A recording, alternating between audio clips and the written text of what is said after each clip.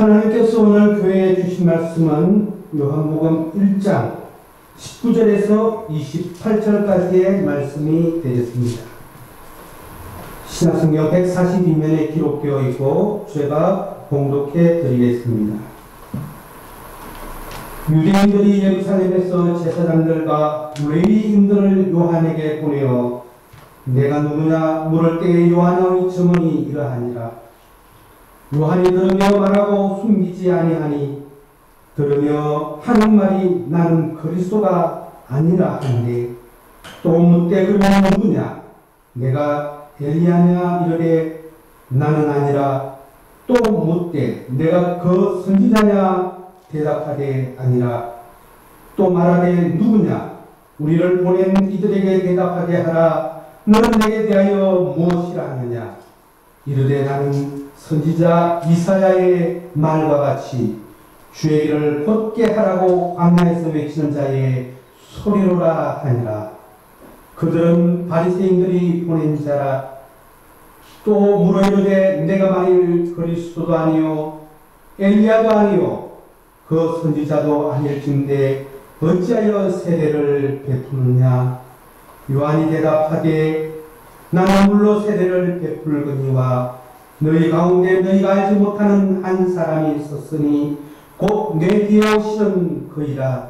나는 그의 신발끈을 풀기도 감당하지 못하겠노라 하더라. 이 일은 요한이 세례를 베풀던 곳 요단강 건너편 베다니에서 일어난 일이니라. 아멘. 찬양 툭송이 있겠습니다.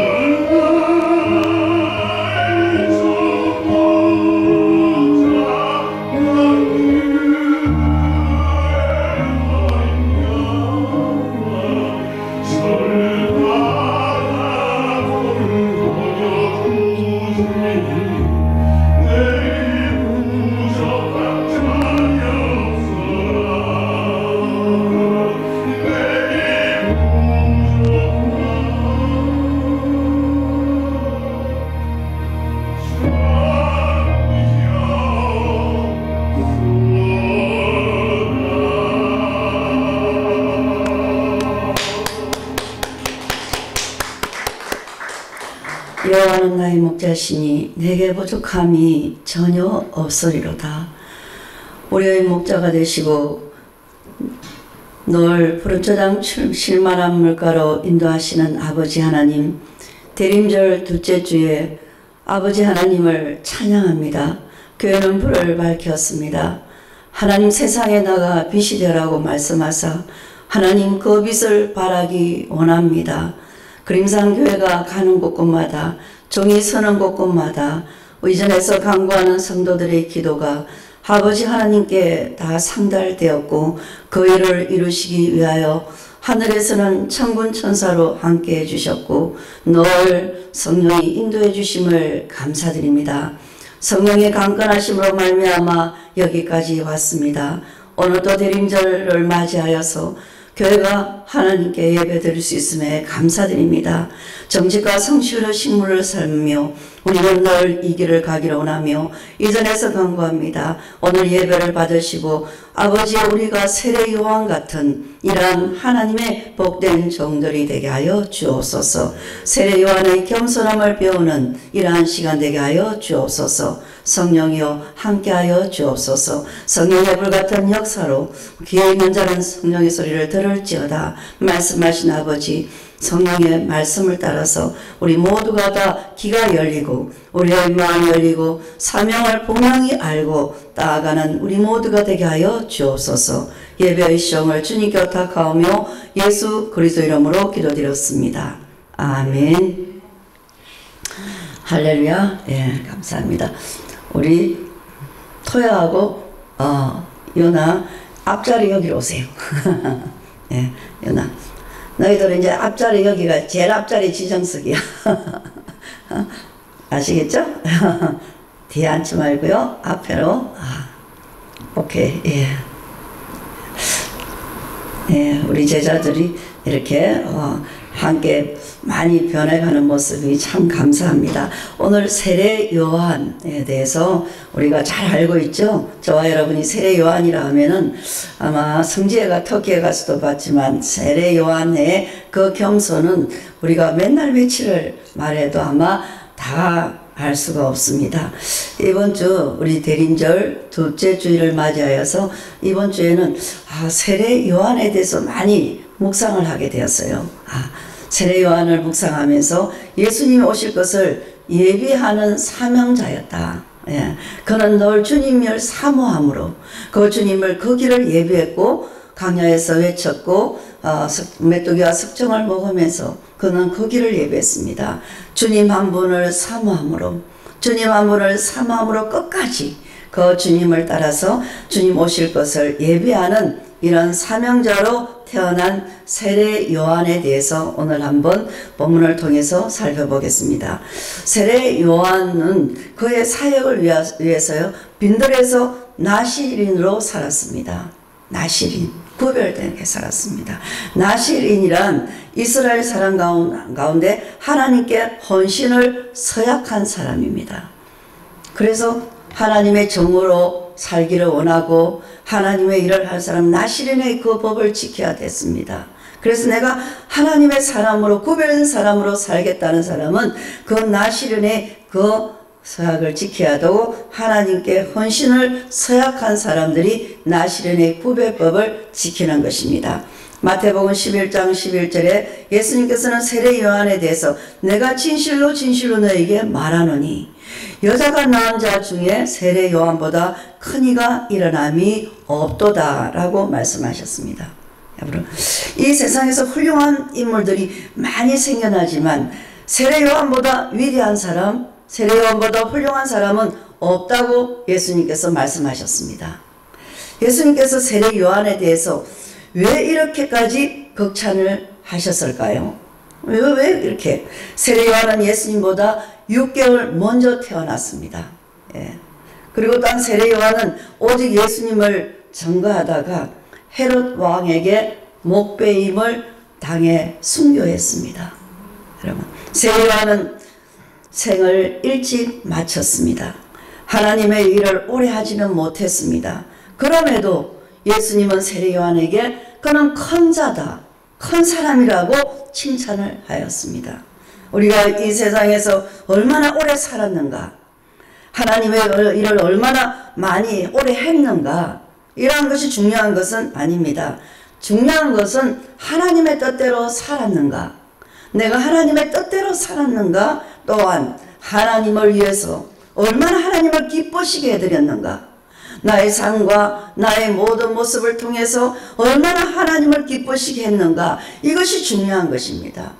예, 짧게 살아도 오늘 복음을 들어도 그 마음이 왔다 갔다 하지 않고 변함이 없고, 짧게 살았어도 하나님의 뜻대로 살았고 하나님을 기쁘시게 해드리면서 사는 것이 관건이고 가장 중요합니다. 예. 세례 요한은 생이 짧았습니다. 그러나 그의 삶에서 허물을 찾아볼 수 없습니다. 세례 요한은 자신을 위해서 살지 않았습니다. 자기 자신을 위해서 살지 않았습니다.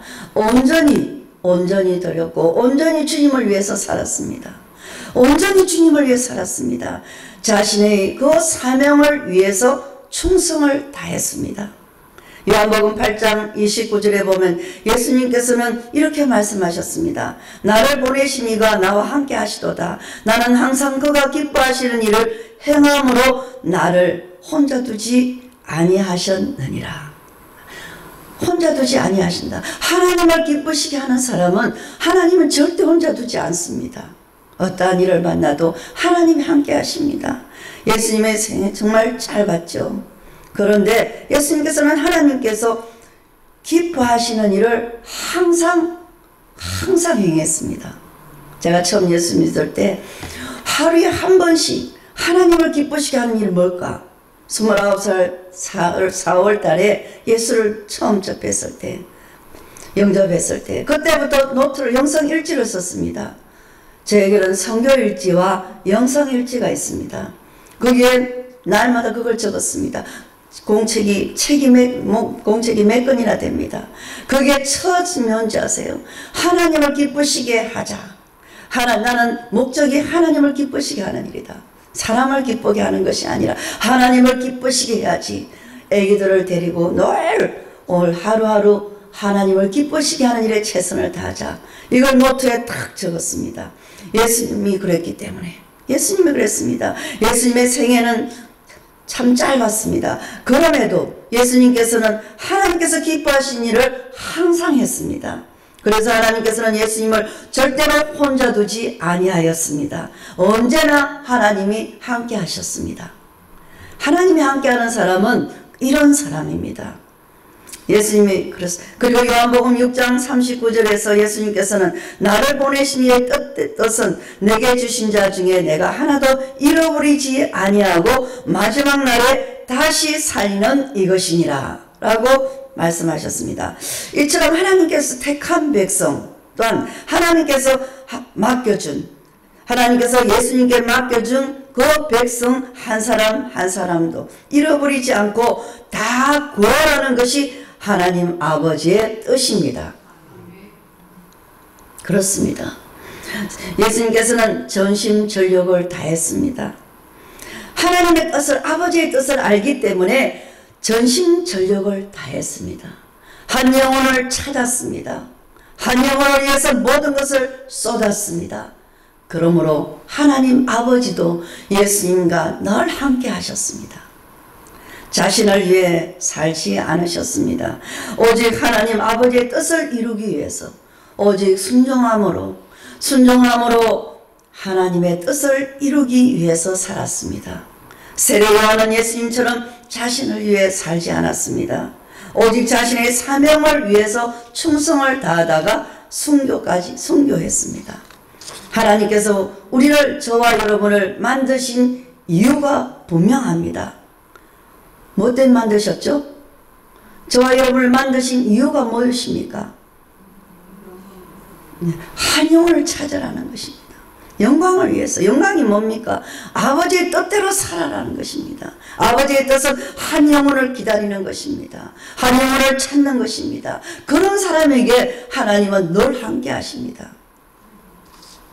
이사야 43장 7절에 보면 내 이름으로 불러지는 자 모든 자 곧 내가 내 영광을 위해서 창조한 자를 내게 오게 하라 이것입니다. 이렇게 기록됐습니다. 우리는 하나님을 위해 영광을 위해서 창조되었습니다. 그리고 이사야 43장 21절에 보면 이 백성은 내가 나를 위하여 지었나니 나를 찬송하게 하려 함이니라 이렇게 기록되어 있습니다.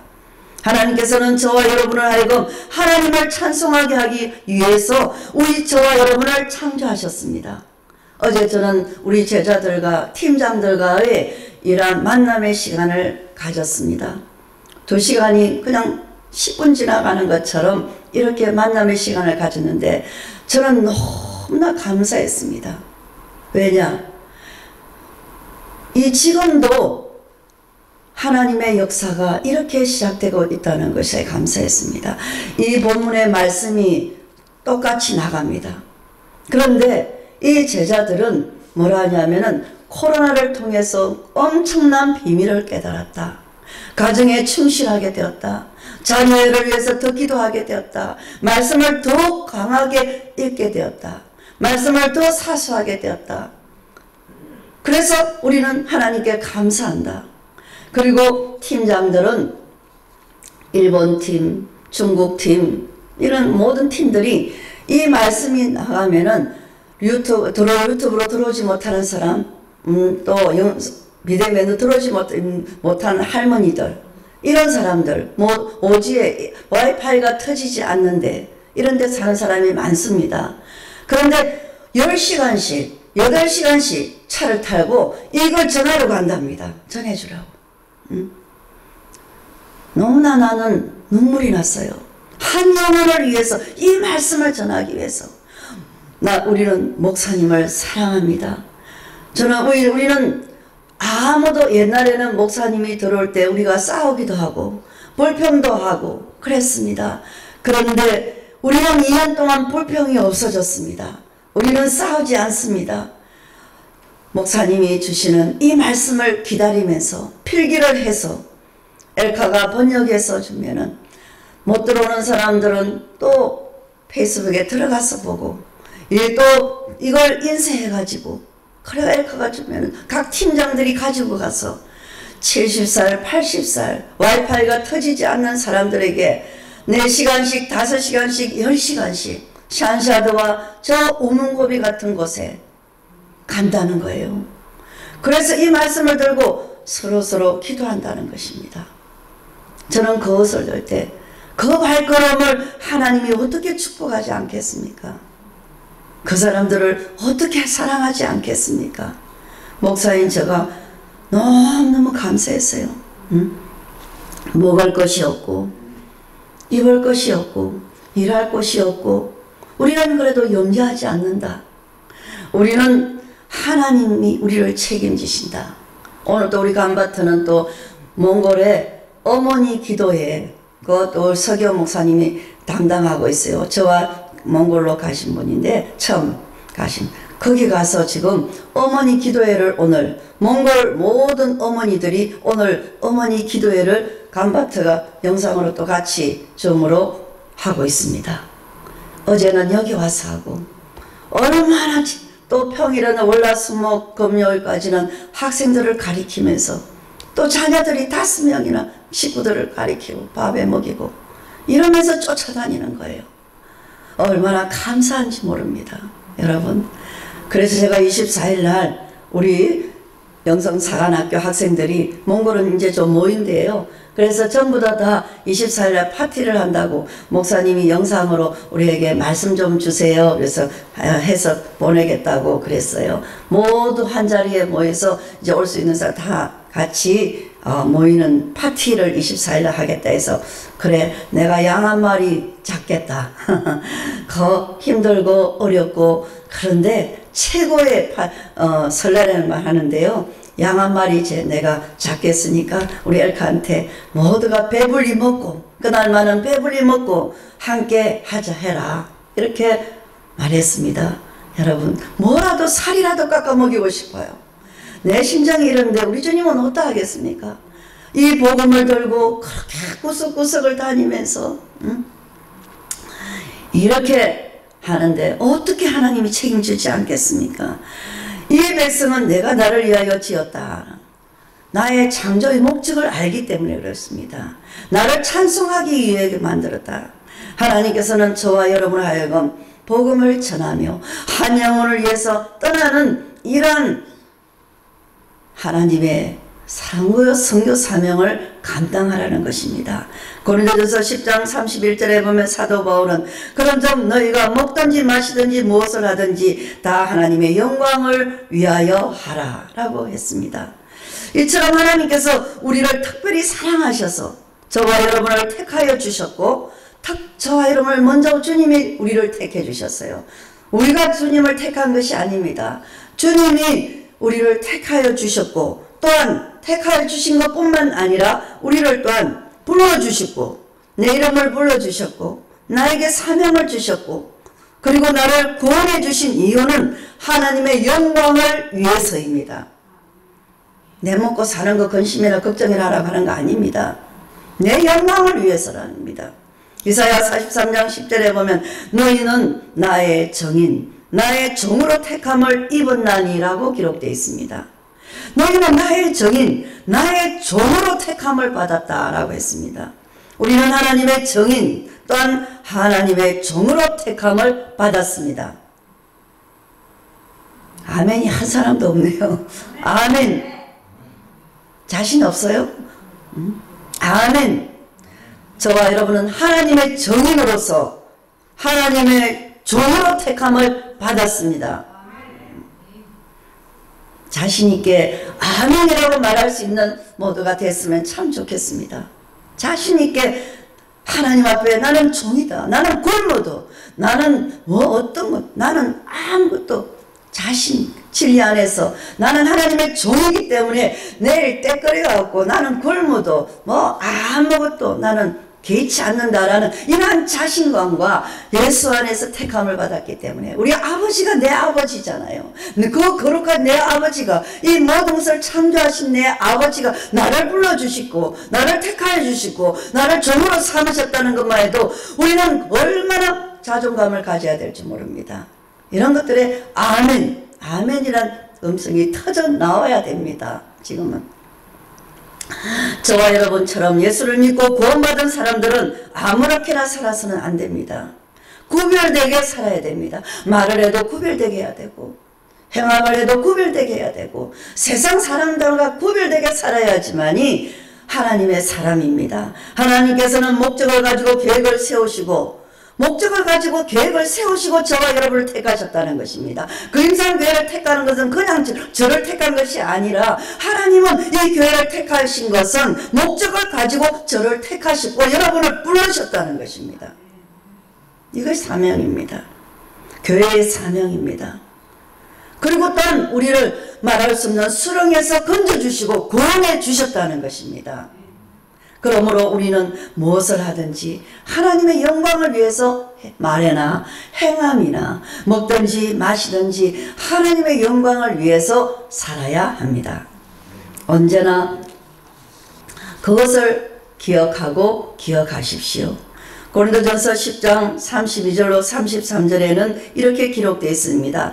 유다인에게나 헬라인에게나 하나님의 교회나 거치는 자가 되지 말고 나와 같이 모든 일에 모든 사람을 기쁘시게 하여 자신의 유익을 구하지 아니하고 많은 사람의 유익을 구하여 그들로 구원을 받게 하라.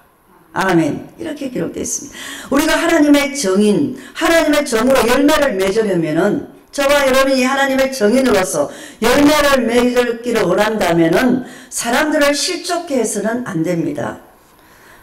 이걸 분명하게 알아야 됩니다. 내가 하나님의 정으로서 하나님의 정말 정인으로서 살려고 하는 열매를 맺으려면은 신앙의 열매를 맺으려면은 다른 사람들을 실족하게 만들어서는 안 됩니다. 사람들의 마음에 상처를 주어서는 안 됩니다. 나 자신보다 다른 사람의 유익을 위해서 살아야 합니다.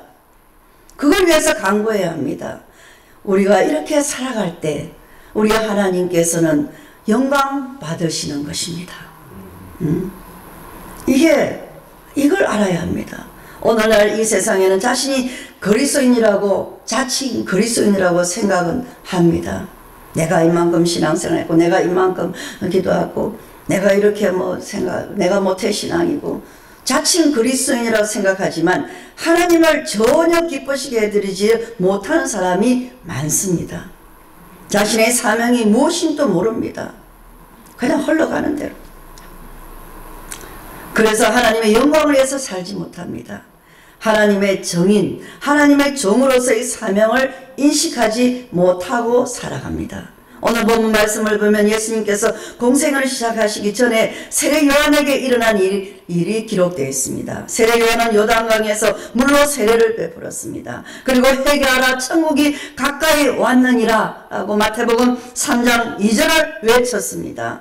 많은 사람들이 세례 요한의 메시지라고 생각했습니다. 그 당시 유대의 지도자인 산헤드린 공회 중에 바리새인들은 제사장들과 레인들을 세례 요한에게 보내어서 정탐을 하게 했습니다. 저들이 뭘 하는지 정탐하라.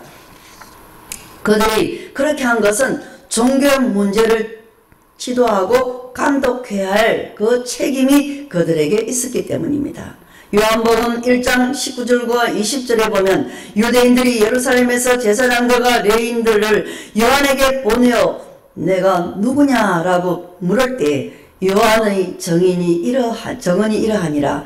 요한이 드러내어 말하고 숨기지 아니하니 드러내어 하는 말이 나는 그리스도가 아니라 한데 라고 기록되어 있습니다.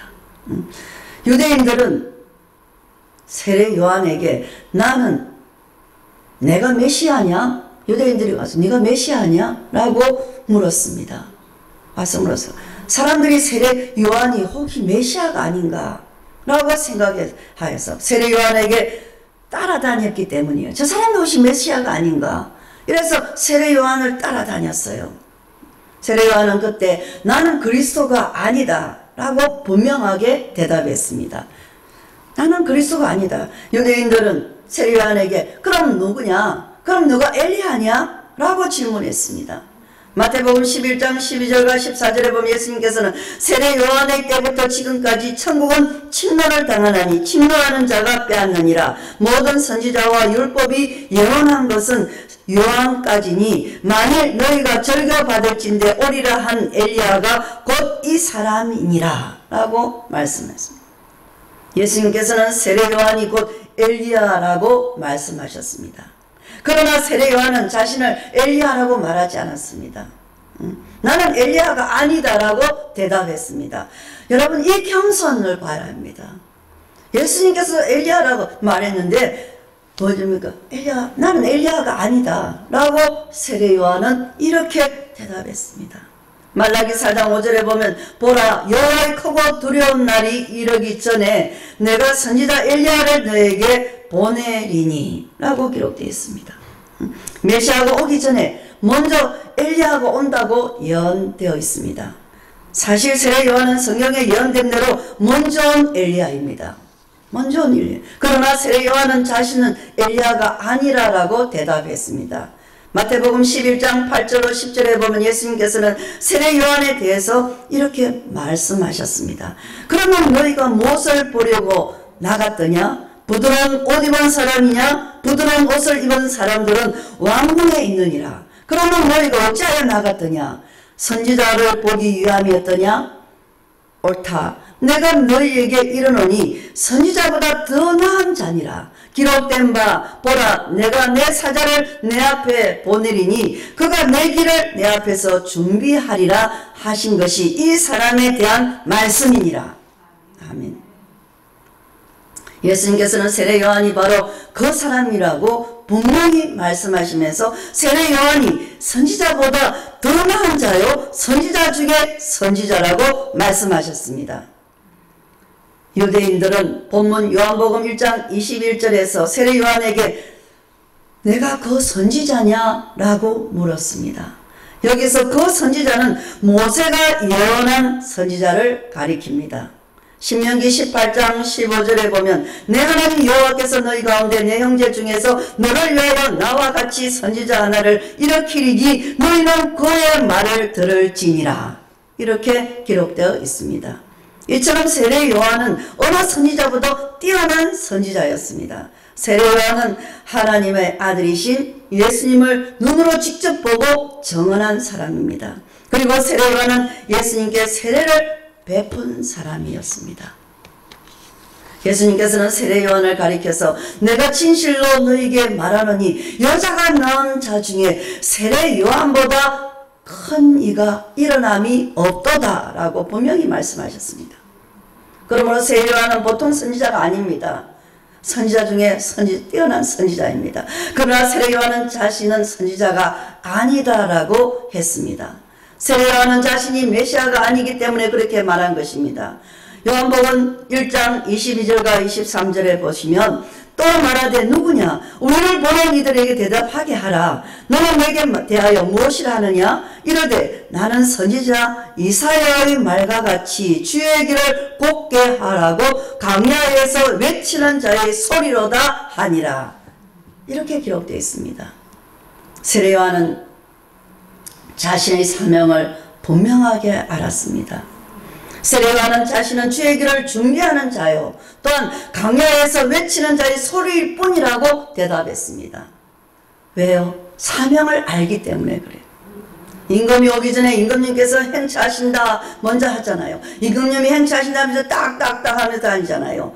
외치는 그 자라 외치는 백성들은 길을 열어주죠. 그런 것처럼 길 양쪽에 엎드려서 임금님 나가면 임금님 행차하신다 앞서 하시면 백성들이 길에 엎드리잖아요. 사극에 보면 옛날에 그죠? 그런 것처럼 이와 마찬가지로 세례 요한은 자신은 메시아가 오기 전에 외치는 자의 소리일 뿐이다 라고 그 겸손을 말하고 있습니다.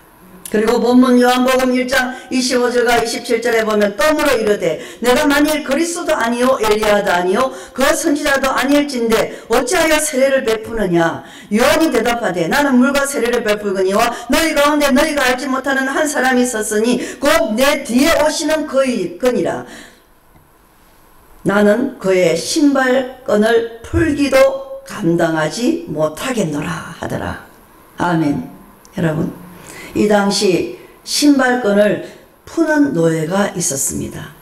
이 시대는 신발끈을 푸는 노예, 들어가면 신발끈을 푸는 노예가 있습니다. 이 사람은 주인이 들어오면 그 주인의 신을 벗을 때 빨리 가서 주인의 신발끈을 또한 메어드립니다. 주인이 신발을 벗을 때는 빨리 가서 또한 주인의 끈을 풀어서 신발을 벗겨드렸습니다. 노예 중에 가장 비천한 노예였습니다. 제가 몽골에 가서 처음에 가서 이제 신방을 가잖아요. 신방을 가면은 항상 제자들이 따라다녀요. 제가 가는 곳마다 제자들이 따라다녀요. 밥을 짓는 사람이 있고 만두를 빚는 사람들이 있고 그 중에는 며칠 전부터 막 청소를 한 사람이 있어요. 그런데 꼭 조용히 저를 뒤에서 말도 안 해요. 저하고 또 와서 뭐 기도해달라 소리도 안 하고 조용한 사람들이 있어요. 이 사람들이 뒤에 따라다니면서 조용히 신발을 벗을 때 항상 제 신발을 벗겨주는 거예요. 나는 너무 감당하지 이러지 말라고. 그런데도 의자 딱 갖다 놓고 부츠를 신고 이러니까 겨울이 춥잖아요. 몽골은 추우니까 부츠를 신잖아요. 여러분 부츠 안 신을 때도 마찬가지고. 그런데 항상 들어가면은 신발을 벗겨주는 제자가 있더라는 거예요. 그 일만 조용히 하는 사람이 있어요. 그래서 내가 그렇게 하지 말라고 했어요. 그런데도 그 얼굴에는 웃음이 가득 차고 옷을 받아주는 이러한 제자들이 있고요. 나는 감당할 수가 없었어요. 왜 이럴까 이랬어요. 그런데 아무 말 없이 신발을 벗기고 신발을 풀어주는 이러한 제자들이 있더라. 와, 그들의 그 섬김과 그 겸손에 저는 다시 한번 고개를 숙였습니다. 이렇게 이것이 성경에서 나온 거예요. 성경에서. 제가 뭐 잘났다고 그러겠습니까? 제가 뭐 대우받으려 그러겠습니까? 그런데 그 겸손함, 자기의 그 일을 충실히 하더라는 거예요. 그 일을 기쁨으로 하더라는 것입니다. 여러분, 노예들은 자신의 능력에 따라 하는 일이 달랐습니다. 농작물을 경작하는 이러한 노예는 가수원을 돌보고 밭에 가서 일을 했습니다. 또한 지식이 많은 노예는 주인의 자녀를 가리켰습니다. 요셉처럼 가정 총무를 맡은 이런 탁월한 노예도 있었습니다. 노예지만 지혜롭고 또한 훌륭하여서 주인이 모든 살림을 그에게 맡겼습니다. 그런데 아무것도 시킬 수 없는 노예가 있습니다. 주인이 보기에 아무것도 시킬 수 없는 노예도 있었습니다. 능력이 모자라고 재능이 없기 때문에 그에게는 간단한 일만 시켰습니다. 이런 노예는 주인의 신발을 담당하는 일을 했습니다. 세례 요한은 자신이 신발끈을 매는 일을 해도 감당하지 못하겠다고 그 겸손을 말했습니다. 자신은 그런 일을 할 수 없을 정도로 부족하다. 자기는 신발끈을 풀고 맬 수 있는 이런 일을 하기에도 부족하다고 말하면서 자신을 낮추었습니다. 여러분은 어떻게 생각하세요? 여기서 여러분은 뭘 깨달으세요? 첫째도 겸손, 둘째도 겸손, 셋째도 겸손.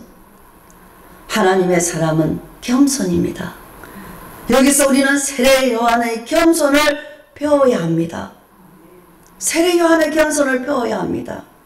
사람들은 칭찬을 듣고 또한 잘한다 하고 존경을 받으면 자신의 분수를 지키지 못한 경우가 많습니다. 그래서 교만해집니다. 처음 나와서는 아주 겸손하고, 근데 조금씩 직분이 올라가면 올라갈수록 올라가고, 저는 신학교 보내가지고 신학교 보낸 학생들이 보면 신학교 가기 전엔 참 겸손해요. 그러다 가면 왠지 그냥 전도사 되고 강도사 되고 그냥 목사 되면은 그냥 그때부터는 사람이 달라져 버리는 거예요. 여러분, 하나님의 직분은 낮아짐입니다. 하나님의 직분은 더 낮아지는 것입니다. 그래서 내 자신을 하기 위해서, 낮아지기 위해서 처음 신학교 갈 때 저는 대형 교회지만 많은 화장실이 30몇 개 되는데 화장실 청소를 제가 다 했어요. 여러분, 세례 요한의 겸손, 이 겸손을 배워야 합니다. 여러분, 세례 요한은 백성들이 그래서 존중했습니다.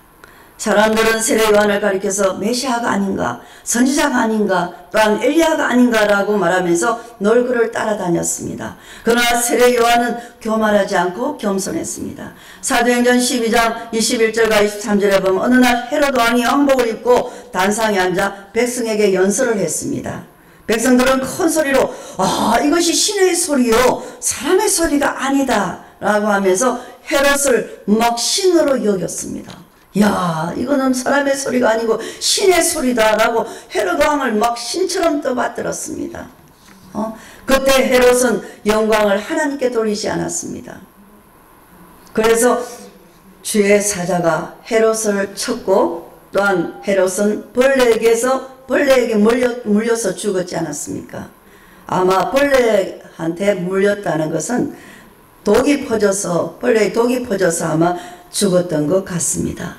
교만한 자를 치시는 하나님. 헤롯은 왜 그렇게 죽었을까요? 자기 분수를 모르고 교만해서 자기가 신인 것처럼 대단하다 하니까 자기가 신인 것처럼 착각했기 때문입니다.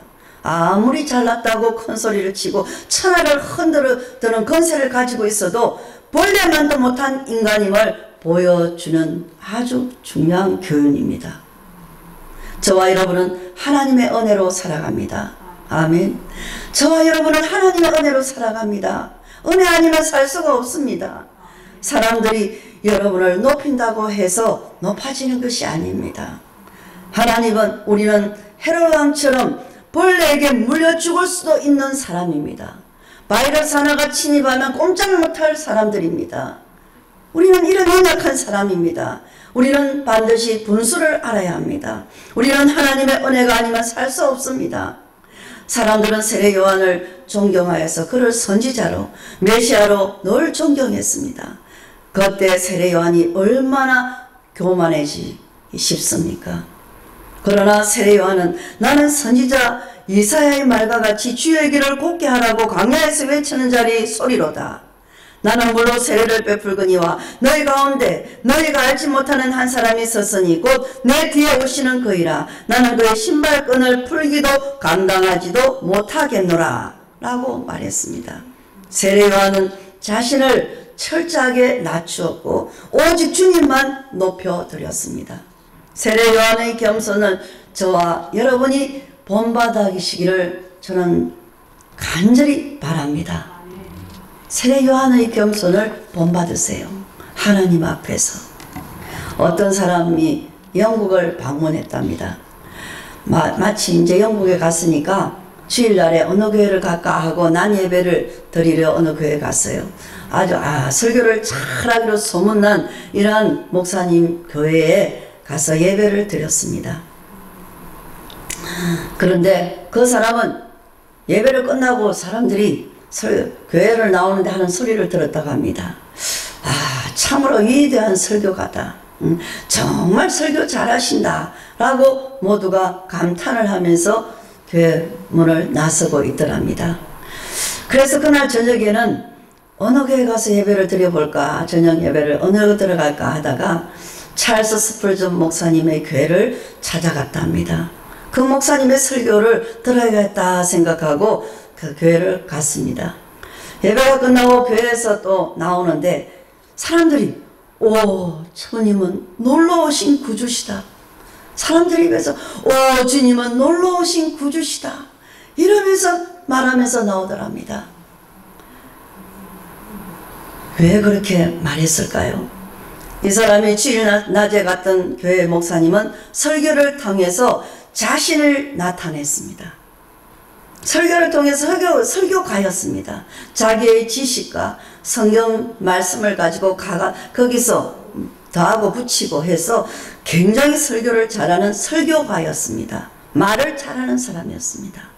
자기가 박식하고 책을 많이 본 것과 자신이 얼마나 잘났는가, 자신이 얼마나 뛰어난 사람인가를 보여주려고 했습니다. 그래서 그 목사님의 설교를 듣고 참 위대한 설교가다라고 모두가 말하면서 나오더랍니다. 그 목사님은 설교를 통해 자신만 나타냈습니다. 그래서 자기 영광만 받았습니다. 여러분, 그러나 스펄전 목사님은 예수님만 높였습니다. 스펄전 목사님은 예수님만 높였습니다. 예수님만 증거했습니다. 주님은 위대하신 놀라우신 분이시다. 주님 하면서 모두가 다 설교가 끝나고 주님을 감탄하더랍니다. 우리는 간증을 할 때에도 마찬가지입니다. 저는 이러한 우리 교인들이 되었으면 좋겠습니다. 설교 끝나고 밑에 내려가면 세상적인 일 얘기하지 말고, 자기를 드러내지 말고, 설교 끝나고 내려갔을 때 오늘 말씀에 나는 이것을 배웠노라, 주여 할 수 있는 이러한 사람들이 있으면 얼마나 좋을까. 저는 회개합니다. 제가 제 지식을, 제 경험을 자꾸 말하려 했나.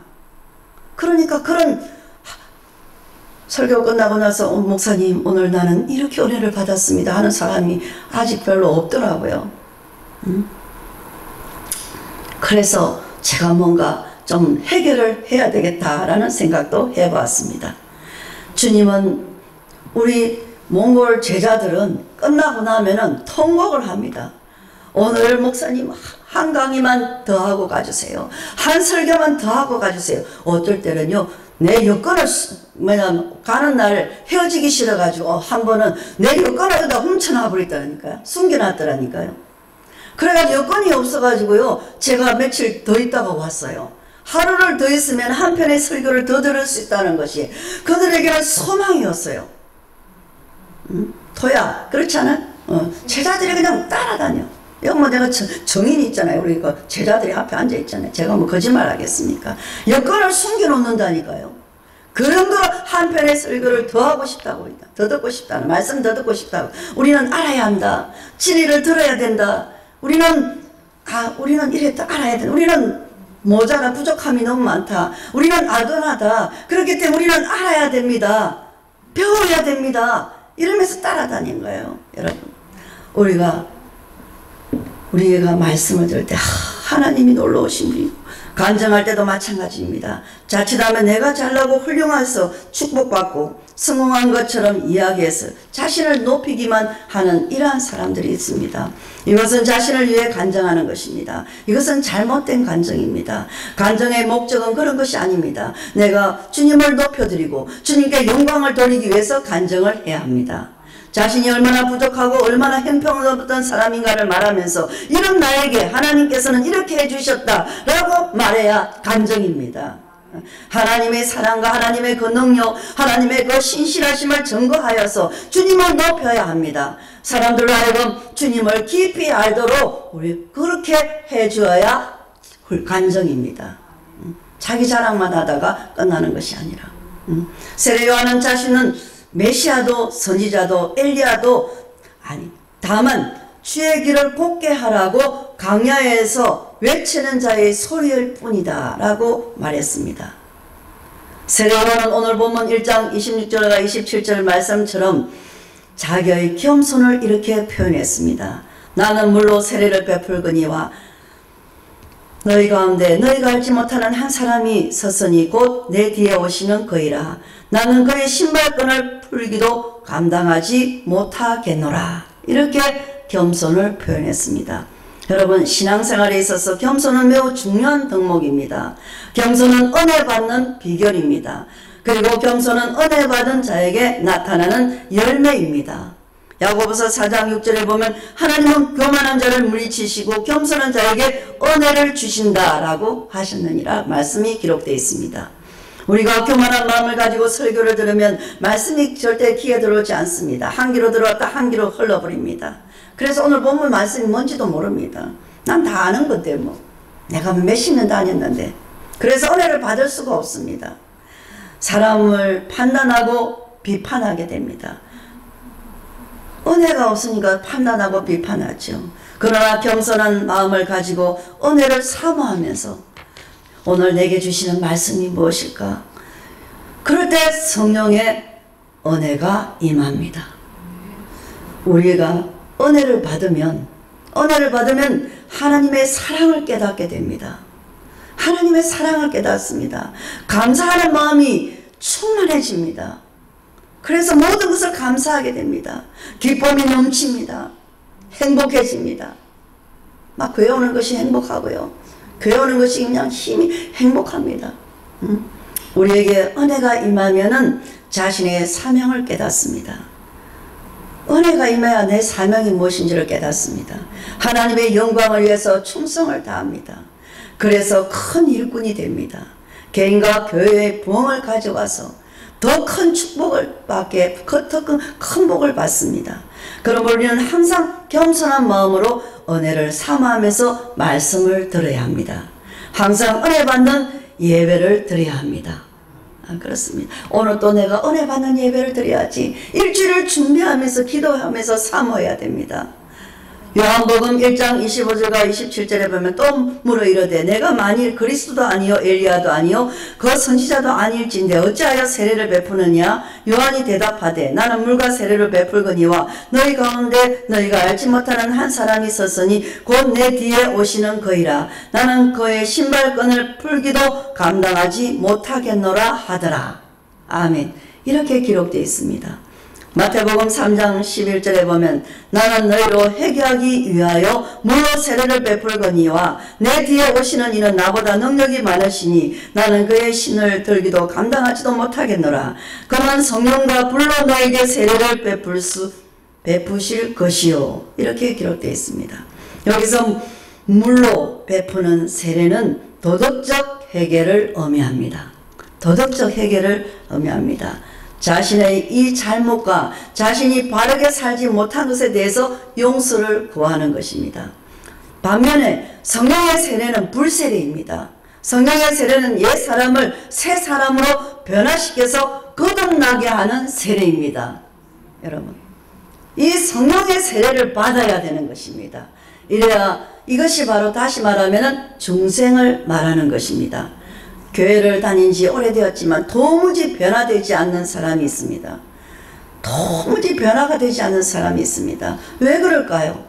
교회를 그렇게 다니도 10년, 20년 왜 변화가 되지 않을까요? 왜 그럴까요? 성령 세례를 받지 못했기 때문입니다.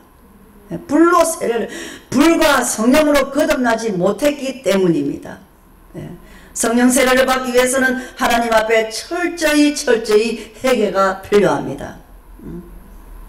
그냥 성령의 불로 한다 되는 게 아니라 성령 세례를 받기 위해서는 하나님 앞에서 철저한 회개가 필요합니다. 우리가 철저히 회개하면 하나님께서는 기뻐하십니다. 우리가 철저하게 회개를 한다면 하나님께서는 기뻐하시고 성령을 선물로 주십니다. 철저히 회개하는 만큼 큰 은혜가 임합니다. 회개한 것만큼 큰 은혜를 받습니다. 이 큰 은혜를 받는 만큼 변화가 됩니다. 그것이 거듭남이요. 거룩한 하나님의 자녀입니다. 아멘. 사랑하는 성도 여러분, 오늘 본문 요한복음 1장 이 본문을 통하여서 여러분 오늘 또 그냥 지나가는 설교라 생각하지 마시고 저는 애끓는 심장으로 여러분에게 또한 저에게 말합니다. 세례 요한의 겸손을 배우십시오. 세례 요한의 겸손을 우리 다 함께 배웁시다. 사도 요한의 겸손과 나아가 예수 그리스도의 겸손을 우리 가슴에 간직하십시오. 그것이 아름다운 그리스도인입니다. 그것이 아름다운 겸손이요. 그것이 아름다운 성도입니다. 아름다운 성도는 그런 것입니다. 변화된 사람은 그런 사람입니다. 말과 행동이 다르고 늘 이게 아닙니다.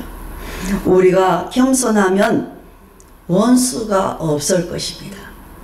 우리가 겸손하면 원수가 없습니다. 들어가는 곳마다 모든 문제가 해결됩니다. 싸움판에 들어가면 싸움이 해결되고요. 악에서 구원함을 받게 될 것입니다. 겸손한 사람은 온유하고 겸손한 사람은 하늘의 기업을 받고요. 그 다음 겸손한 사람은 원수가 없어요. 다 원수가 없어요. 예수님은 인류를 향한 사랑이 넘쳤으므로 한없이 겸손한 분이셨습니다. 겸손은 사랑으로부터 나오는 것입니다. 사랑이 겸손입니다. 저와 여러분이 그리스도의 사랑을 이 대림절에 12월에 그 사랑을 한번 배우세요. 배워봅시다.